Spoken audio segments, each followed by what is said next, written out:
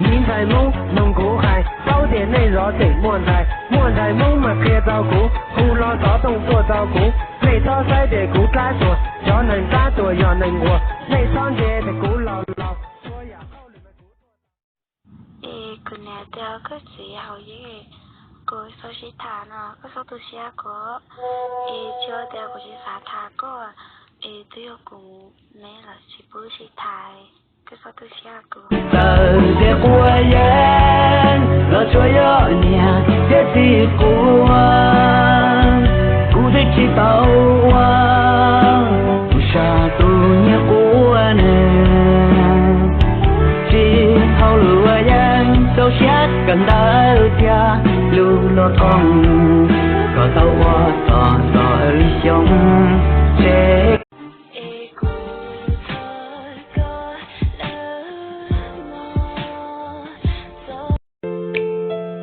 ôm mình trong mong cả gió lên cứ tuôn trái nhờ cụ tao ru ấy có bồi chúa lại trái vì chỉ lên nô cụ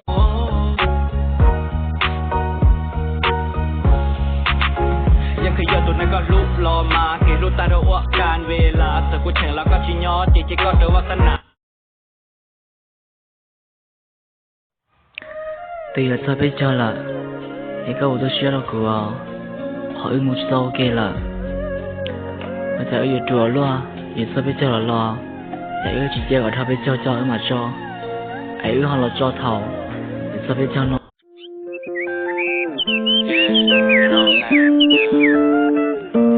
Send it to my phone, send it to my phone. You already know I keep it on the low. Baby, you can trust me, promise I'm alone.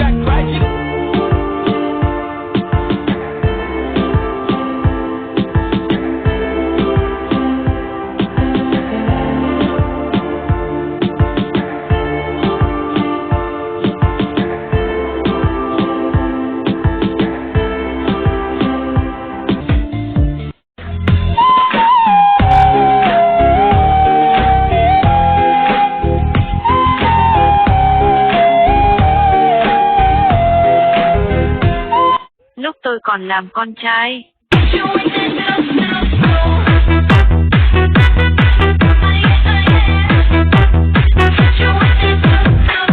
Và sau khi tôi làm BD.